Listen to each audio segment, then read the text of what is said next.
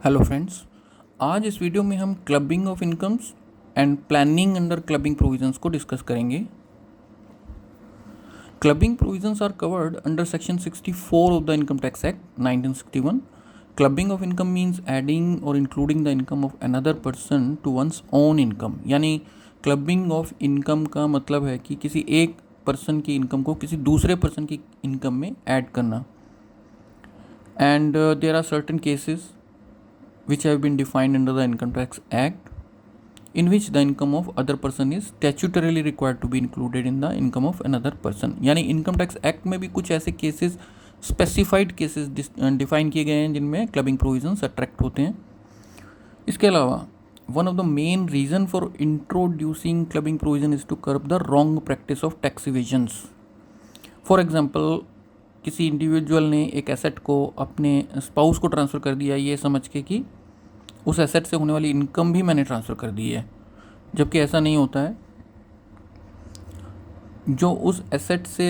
होने वाली इनकम है वो ट्रांसफरर के हैंड में ही टैक्सेबल हो जाएगी। तो इससे हम ये समझ सकते हैं कि क्लबिंग प्रोविजंस जो हैं वो रॉन्ग प्रैक्टिसेस को भी कर्ब करने के लिए लाए गए हैं। अब हम इनकम टैक्स में डिफाइन जो वेरियस केसेस हैं, डिफाइंड केसेस हैं जिनमें कि क्लबिंग प्रोविजंस अट्रैक्ट होते हैं, उनको स्टडी करते हैं। जैसे सेक्शन 60 है, if a person transfers income without transferring the related asset. किसी पर्सन ने इनकम ट्रांसफ़र कर दी है लेकिन उससे रिलेटेड एसेट को तो ट्रांसफ़र किया ही नहीं, ओनली इनकम ट्रांसफ़र कर दी कि इनकम दूसरे पर्सन के हैंड्स में टैक्सेबल हो जाए, लेकिन ऐसा पॉसिबल नहीं है। इसमें क्लबिंग प्रोविजंस अट्रैक्ट हो जाएंगे क्योंकि एसेट तो ट्रांसफ़र कर ही नहीं रहे हैं, सिर्फ इनकम ट्रांसफ़र कर रहे हैं। तो ऐसा अगर किया जाता है तो क्लबिंग प्रोविजंस अट्रैक्ट हो जाएंगे। इसके बाद सेक्शन 61 है, if a person transfers assets on the condition that his transfer may be revoked. अगर कोई पर्सन एसेट को ट्रांसफ़र तो करता है पर ये कंडीशन लगा देता है कि मैं कभी भी वो वापस ले सकता हूँ, तो इसका तो कोई मतलब ही नहीं हुआ। तो ऐसे केसेस में भी उस एसेट से जो भी इनकम होती है वो ट्रांसफरर को ही लगेगी, उसी के ऊपर टैक्स लगेगा। इसके बाद हम सेक्शन 64(1)(a) को समझते हैं, जिसमें कि माइनर चाइल्ड की जो इनकम है, जो भी माइनर चाइल्ड को इनकम एक्रू होती है या अराइज होती है, वो ऐसे पेरेंट्स की इनकम में क्लब होगी जिसकी हायर इनकम है। हायर अर्निंग पेरेंट की हैंड्स में उसकी इनकम क्लब हो जाएगी। या फिर अगर ऐसा कैसा है कि पेरेंट्स ही अलग अलग रहते हैं तो ऐसे पेरेंट के हैंड्स में वो क्लब होगी जिसके साथ वो माइनर चाइल्ड रहता है। और जिस भी पेरेंट में क्लब होगी उसको 1500 की एग्जम्पशन भी मिलेगी अगर वो ओल्ड टैक्स रिजीम को ऑप्ट करता है। तो इसके कुछ एक्सेप्शंस भी हैं, जैसे अगर माइनर चाइल्ड जो है वो डिसेबल्ड है as defined in section 80U, तो ये वाला क्लबिंग प्रोविजंस एप्लीकेबल नहीं होगा। ऐसे ही अगर इनकम माइनर चाइल्ड के पर्सनल स्किल्स या स्पेशल नॉलेज या उसके मैनुअल वर्क या आर्ट वर्क की वजह से माइनर चाइल्ड को हुई है तो ऐसी इनकम भी क्लब नहीं होगी पेरेंट्स में। इसके बाद सेक्शन 64(1)(2) को देखते हैं हम। If an individual has substantial interest 20% और मोर इन ए कंसर्न, यानी किसी एक इंडिविजुअल का अगर 20% से ज़्यादा का कोई भी इंटरेस्ट है किसी कंसर्न में या फर्म में, कंपनी में, 20% से ज़्यादा की हिस्सेदारी या 20% से ज़्यादा की वोटिंग पावर, और अगर उस कंसर्न से उस पर्सन के स्पाउस को कुछ भी मिल रहा है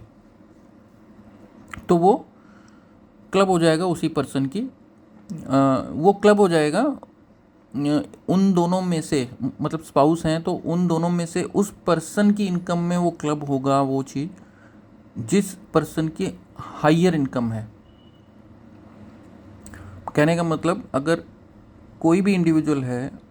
किसी कंसर्न में उसका 20% से ज़्यादा का हिस्सा है और उस कंसर्न से उस इंडिविजुअल के स्पाउस को कुछ भी मिल रहा है, सैलरी, कमीशन, शेयर एट्सेट्रा, तो उन दोनों पर्सन जो दोनों स्पाउस जो हैं, जो दोनों स्पाउस हैं, जो उनमें से जो हायर इनकम जो भी ले रहा है बिफोर सच क्लबिंग, उसकी इनकम में वो ऐड किया जाएगा। लेकिन इसका भी एक एक्सेप्शन है कि अगर स्पाउस कोई टेक्निकल या कोई प्रोफेशनल स्पेशल क्वालिफिकेशन है जिसकी वजह से वो अर्न कर रहा है स्पाउस, तो फिर उसमें क्लबिंग प्रोविजंस नहीं अट्रैक्ट होंगे ये वाले।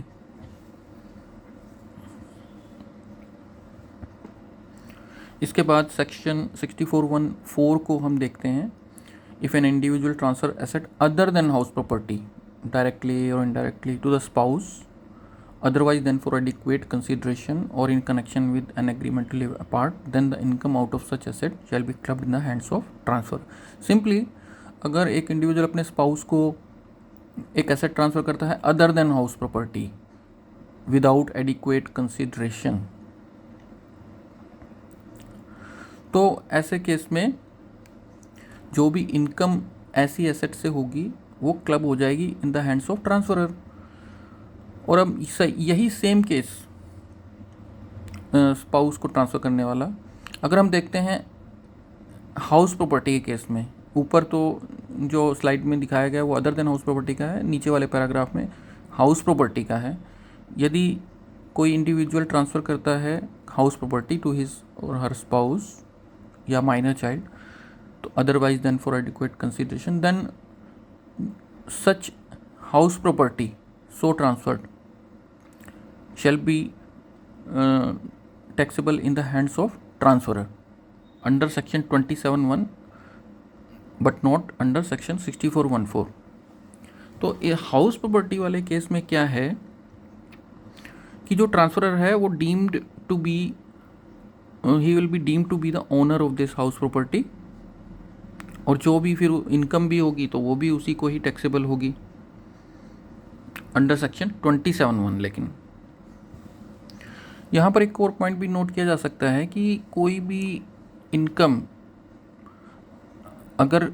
जो ऐसी प्रॉपर्टी से जो ट्रांसफ़र की गई उससे होती है और उस इनकम को भी आगे और फर्दर उस इनकम पे भी इनकम होती है, तो वो क्लब नहीं होती है।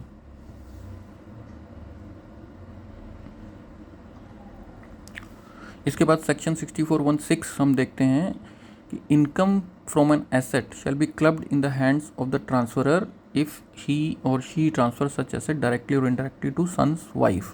for inadequate consideration। यहाँ पर सन्स वाइफ को लेकर के ये प्रोविज़न है, कोई भी पर्सन है उसके सन की जो वाइफ है, अगर कोई भी इंडिविजुअल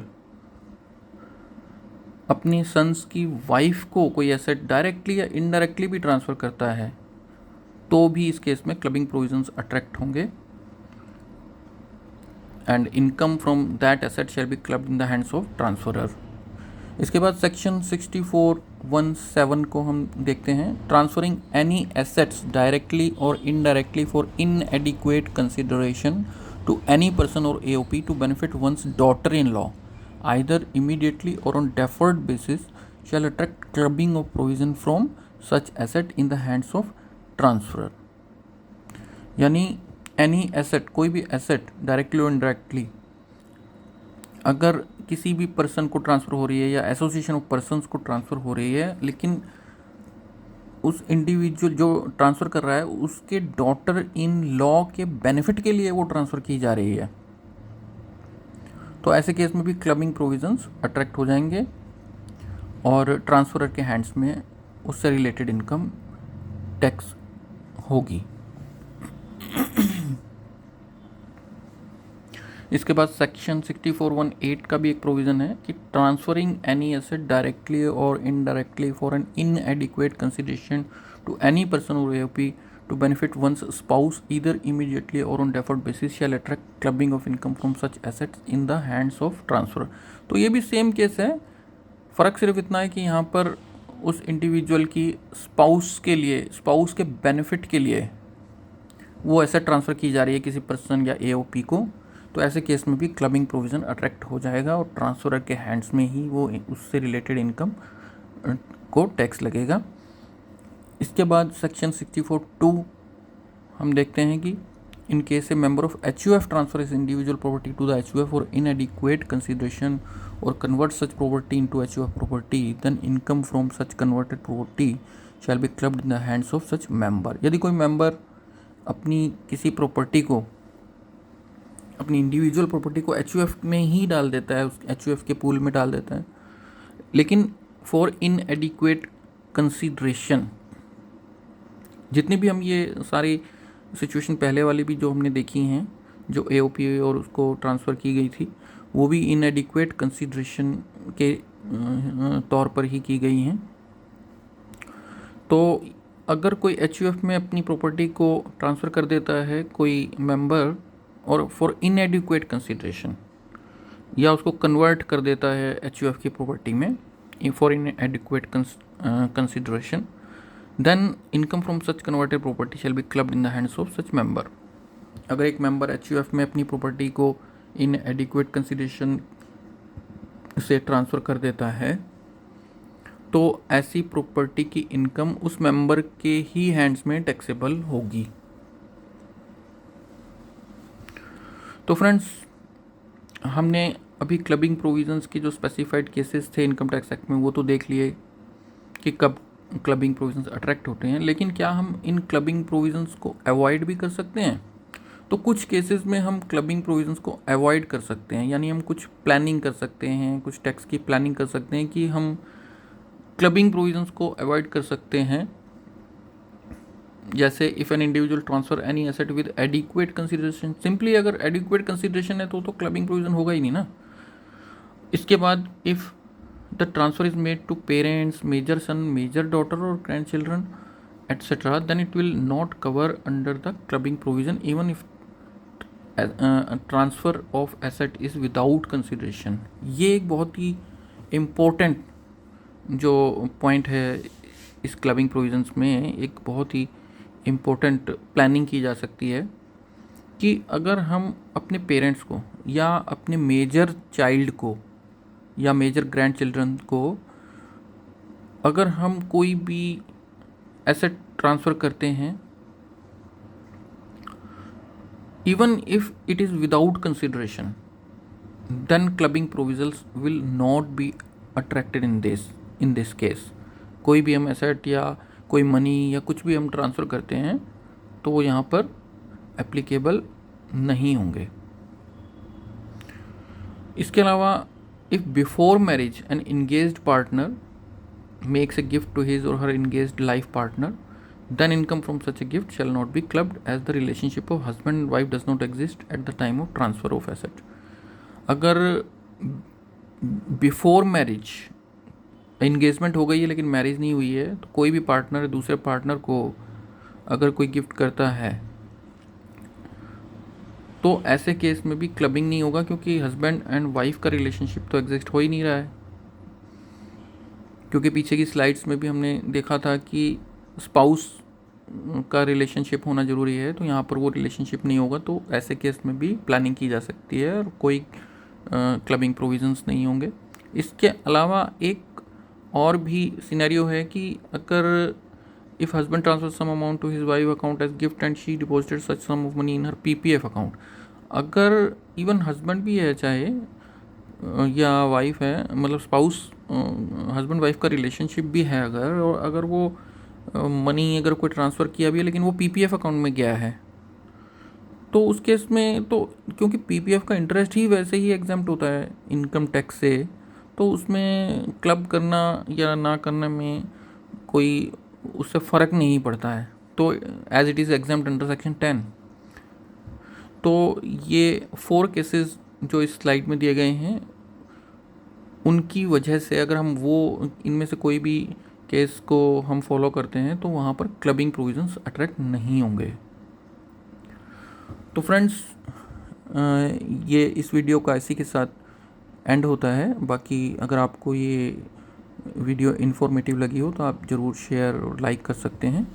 थैंक यू।